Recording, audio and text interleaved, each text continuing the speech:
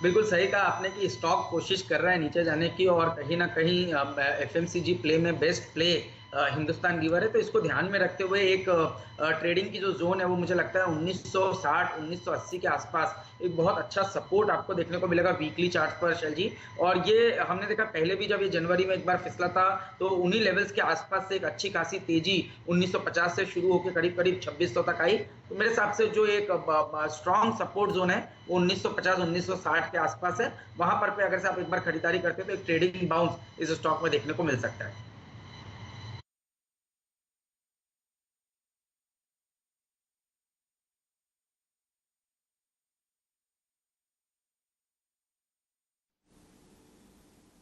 ठीक बात है, तो इसके ऊपर नज़र रहेगी। आप देखिए, और ये ध्यान रखिएगा, ये गवर्नमेंट में सेल्स टेक क्वेश्चन मार्क है। ये अभी खबरें हैं, दूसरे रिपोर्ट्स हैं आज अब अखबारों में, वेबसाइट्स पर। ये अभी सरकार की तरफ से कोई औपचारिक ऐलान नहीं है, तो ध्यान रखिएगा आप इस खबर को। तो यहाँ पर एक सवालिया निशान लगा देते हैं ताकि ज़्यादा समझ में आए कि, तो ये कई बार देखिए इस तरह की पहले भी खबरें आई हैं। अब ये कब हो ये तो पता नहीं। हमारे साथ क्या हमारे फंडामेंटल एक्सपर्ट हैं, गौरांग सर हैं, तो बताइएगा। राजेश जी तो मुझे दिख रहे हैं, आशीष चतुर्मोहता जी भी दिख रहे हैं। तो ये खबरें आ रही हैं कि ये हो सकता है। तो सरकार को पैसे की ज़रूरत है, तो देखिए एक्साइज बढ़ाया जा रहा है, और आज ऑयल मार्केटिंग कंपनियां पिट रही हैं, और सरकार और कहां कहां से पैसा जुटा सकती है वो विकल्प सोचे जा रहे हैं। तो देखिए ये तमाम स्टॉक्स गिर रहे हैं, तो नीचे जाने के लिए भी देखिए जो बुरी खबरें होती हैं वो भी भर भर के आ रही हैं। थोड़ी बहुत रिकवरी जो देखने को मिली थी वो देखिए गुम होती हुई आपको नजर आ रही है इस समय, क्योंकि अगर सूटी की हिस्सेदारी बिकती है, और ये रिपोर्ट्स अगर नहीं भी बिकती है, ये रिपोर्ट्स भी गर्म होती हैं, तो देखिए ये कहते हैं ना कि नीचे के लिए मंदी करने वालों को ये दरअसल खबरें जो हैं वो सहारा देगी। तो फिर 300 पॉइंट नीचे अब देखिए हो चुका है, जैसे जैसे ये रिपोर्ट्स और तूल पकड़ रही हैं। एफएनओ में सबसे ज्यादा गिरने वाले ऑयल मार्केटिंग कंपनियों के बाद आईटीसी और एक्सिस हो गया है, और आप देखें टॉप 5 लूजर्स दरअसल यही स्टॉक्स हो चुके हैं। तो बैंक निफ्टी का क्या होगा? राजेश सतपुते जी बताइए, अगला सपोर्ट क्या? बैंक निफ्टी में देखिए, बैंक निफ्टी 19,000 का जो मैंने एक लेवल कहा था कि 19,000 इंपॉर्टेंट लेवल है, लेकिन जिस तरह से 19,500 पे ही इसने रेजिस्टेंस लिया, मुझे लगता है इवेंचुअली 19,000 का लेवल तोड़ के प्रोबेबली 18,400 18,500 की ट्रेजेक्टरी में चला जाएगा। जैसे मॉर्निंग में कहा, सबसे ज्यादा वीकनेस जो है हेमंत बैंक निफ्टी में ही है, और जो बाजार में प्रेशर दे रहा है। बाजार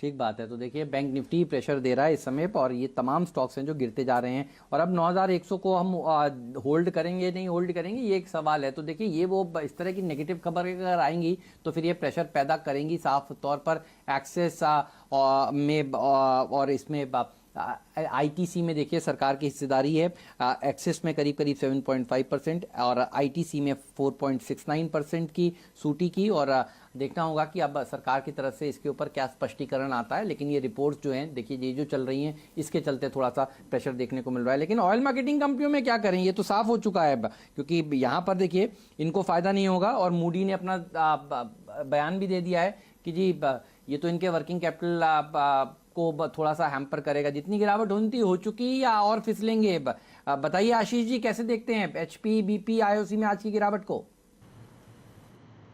जी बिल्कुल, तो देखिए थोड़ा डबल वहमी है। एक तो थोड़ा सा क्रूड का बढ़ना, और दूसरा इन पर जो इस ड्यूटी का इम्पैक्ट इन कंपनीज के ऊपर आना, तो ये दोनों ही कहीं ना कहीं डबल वहमी क्रिएट कर रहा है।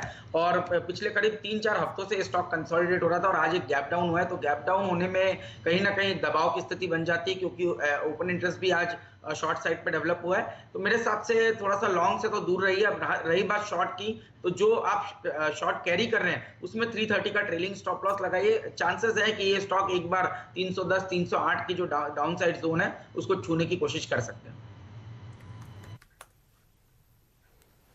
चलिए, जैसे कि हेमंत जी थोड़ी देर पहले कह रहे थे, आपको बाजार में हल्की सी रिकवरी आती हुई दिख रही है। कई ऐसे स्टॉक्स जो मिड कैप स्पेस में हैं वो आपको हरे निशान में आते हुए दिखेंगे। फिलहाल आपके सामने निफ्टी अब 63 पॉइंट नीचे है, 9142 के आसपास। और बैंक निफ्टी में दरअसल परेशानी बढ़ती हुई दिख रही है, अब 250 पॉइंट नीचे है 19,022 पर। तो लड़ाई बुल्स और बेयर्स की 19,000 के लेवल पर आपको आती हुई दिखेगी, खासकर बैंक निफ्टी पर।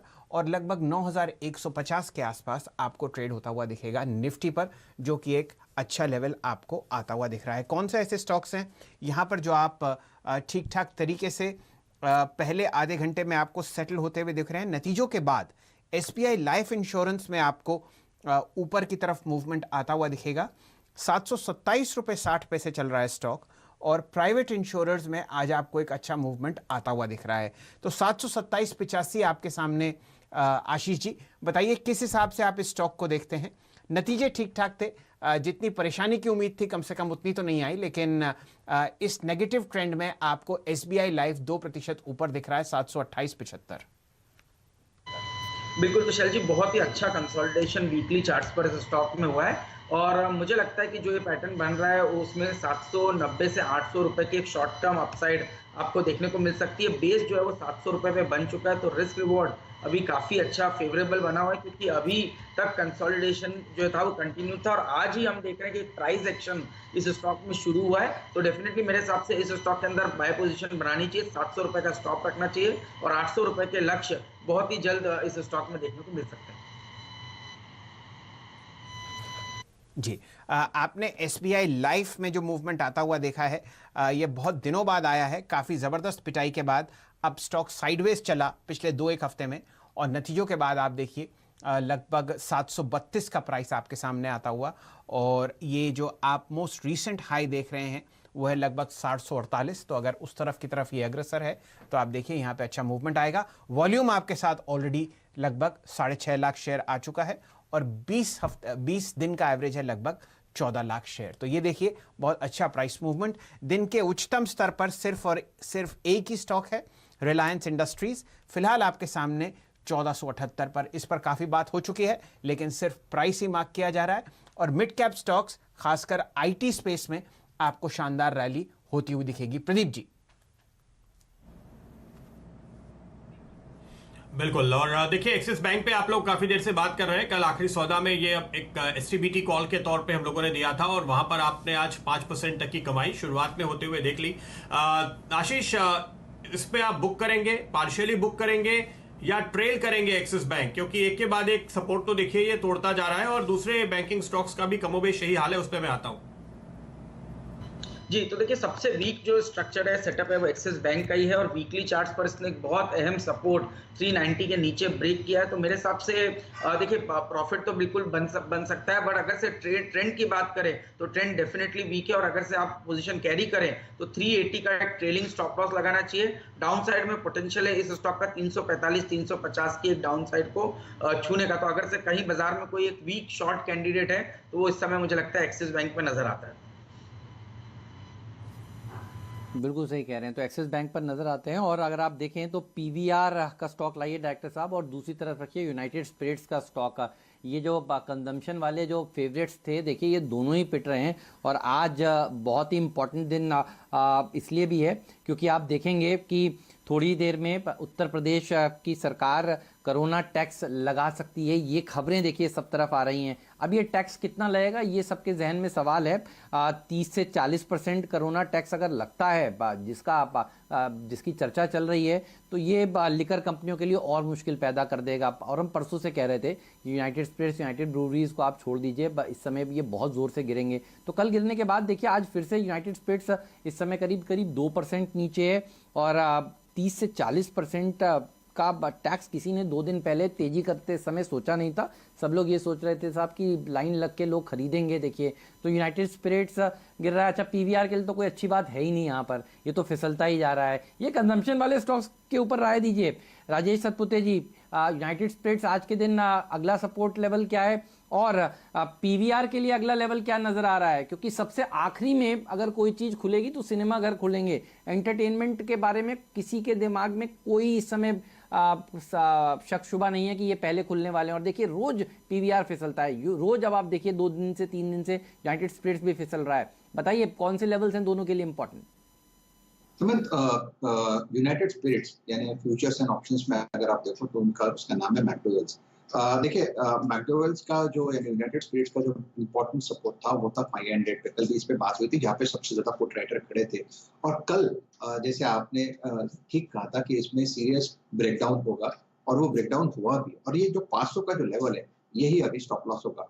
मुझे लगता है आज इसमें फॉलो सेलिंग आएगी, और eventually it should move towards 440, यानी करंट भाव से 40-50 रुपए का जो डाउन साइड है ये अभी यहाँ से खुलता है तो 500 के नीचे clear cut sell, stop loss होगा 500 का। और पीवीआर देखिए, पीवीआर तो सबसे ज्यादा वीक काउंटर है हेमंत। हर रैली में इसने पार्टिसिपेट नहीं किया, हर लेवल पे इसमें बिकवाली हुई है। अगर आप इसे टेक्निकली भी देखें तो 854 के आसपास ये ट्रेड हो रहा है। रही बात छोटे मोटे पुल बैक की, तो ये 10-15 रुपए का पुल बैक आता है तो बेचना ही चाहिए।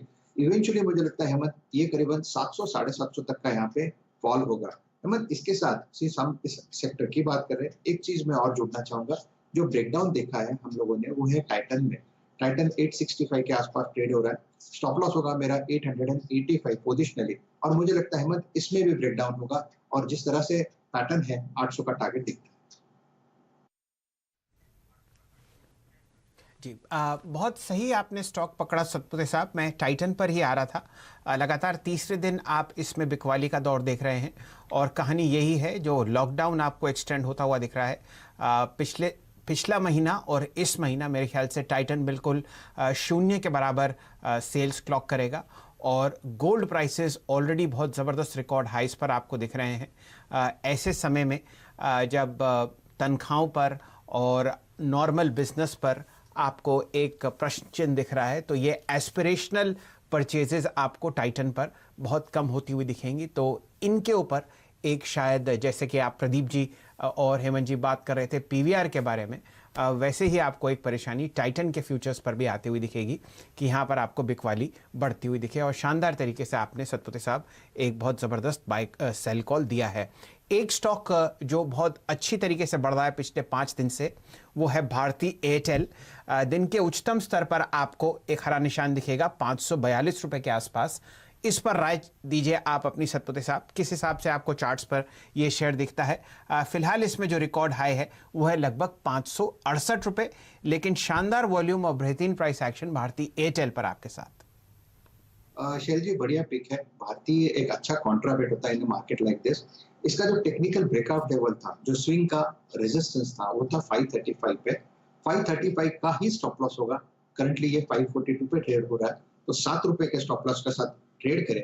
अपसाइड में जो आपने बिल्कुल सही कहा, इसका जो ऑल टाइम हाई करीबन 565 570 का क्लस्टर है, वो यही इसका एक इंट्राडे टारगेट होगा। जबरदस्त काउंटर है, डेफिनेटली बाय होगा। बिल्कुल, तो ये कॉल आपके लिए। भारतीय एयरटेल पे आती हुई टेलीकॉम सेक्टर पे आप तेजी का रुख देख रहे हैं। एक बहुत ही मेजर ब्रेकडाउन आज होता हुआ दिख रहा है, वो है अपोलो हॉस्पिटल में।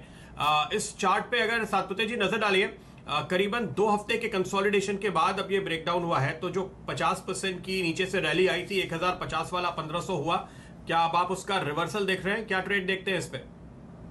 प्रदीप जी आपने बिल्कुल सही काउंटर पकड़ा है। मंदी का जहां पे कंसोलिडेशन के बाद ब्रेकडाउन हुआ है, और जो रिट्रेसमेंट के हिसाब से भी अगर आप सोचो तो 1220 से लेके 1200 ये इसका प्रोजेक्टेड टारगेट होगा। तो 1270 1272 के आसपास ये ट्रेड हो रहा है, तो it will be a sell. आपका स्टॉप लॉस होना चाहिए करीबन 1300 का, यानी 25-30 रुपए के स्टॉप लॉस के साथ आपको ट्रेड लेना है। 1200-1220 का एक प्रोजेक्टेड टारगेट लिया है, इसका मतलब यही टारगेट नहीं है। प्रोबेबली ये ऑन डाउन साइड भी खुल सकता है, लेकिन ऑन अ कंजर्वेटिव बेसिस 1220 से 1200 इसका पहला टारगेट है। राइट, तो ये रहा है बस स्टॉक पर देखिए दबाव देखने को मिल रहा है साफ तौर पर। एक काम करते हैं, ब्रेक ले लेते हैं, कहीं मत जाइए, बने रहिए CNBC आवाज़ के साथ। हमारे नए मेहमान हमारे साथ जुड़ेंगे, चंदन जी से जानेंगे कि उनके 10 के दमदार ट्रेड्स कौन से हैं।